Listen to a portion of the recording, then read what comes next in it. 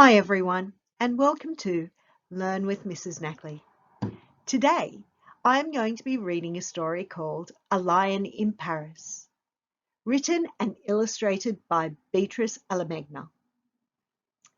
This book is filled with some beautiful, beautiful illustrations of Paris. It is about a lion who gets bored of his surroundings in the savannah and add some excitement by travelling to Paris. It looks at being a stranger in a new place and coming to terms with how we adapt to our new environment. I hope you enjoy it. I loved every bit of it, and I absolutely loved the illustrations that Beatrice Alemagna has drawn. If you enjoyed the story, please give it a like and add a comment. Then subscribe to my channel. Thank you. He was a big lion, a young, curious and lonely lion. He was bored at home on the grasslands, and so one day he set off to find a job, love and a future.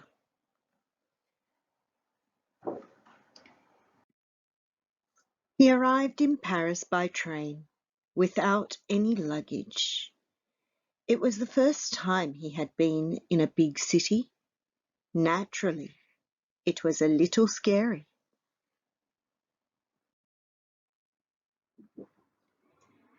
The lion waited to see if he would terrify anyone. He wondered if people would start screaming, if they would step aside in horror as he passed, or if they would pursue him with rifle shots.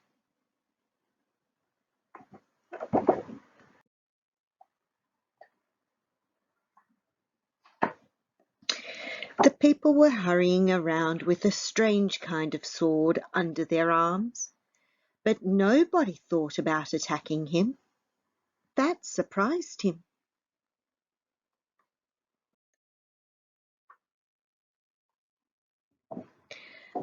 Puzzled, the lion went down into the metro. The people on the platform hardly even glanced at him. So then he roared very loudly to make them turn around and look at him.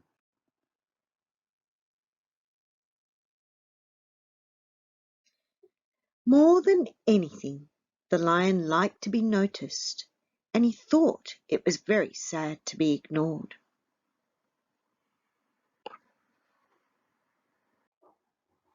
When he went out into the street, it started to rain. That made him think of his lovely sunny grasslands, and he felt sad.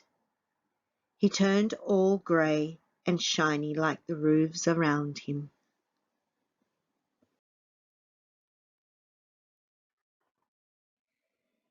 In the middle of a square, he saw a huge factory with workers going up and down in a transparent pipe.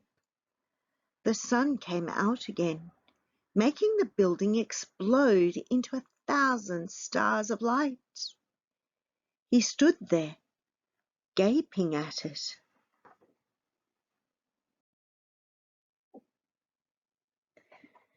The lion walked along a river that cut the city in half, and the river smiled at him like a mirror.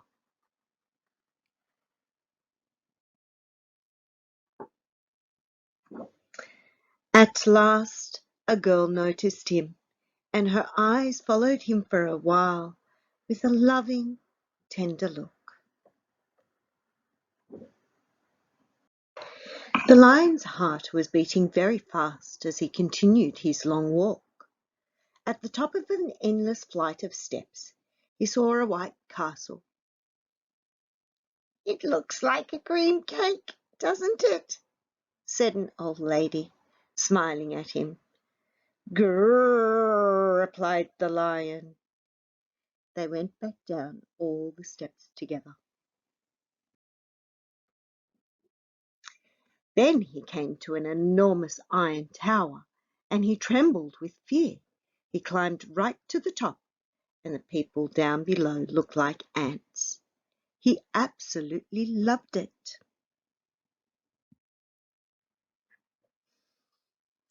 The city that had appeared so dreary and frightening and grey in the morning now seemed to be smiling at him with all its windows.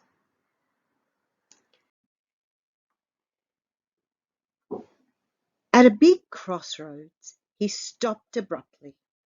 There was a beautiful plinth standing in front of him. The lion climbed up onto it, put his two paws together, and gave a loud roar of joy. Roar!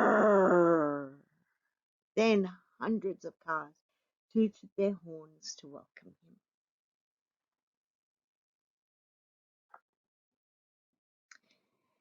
This is the place for me, thought the lion, grinning. He looked into the distance and decided to stay, perfectly still and happy.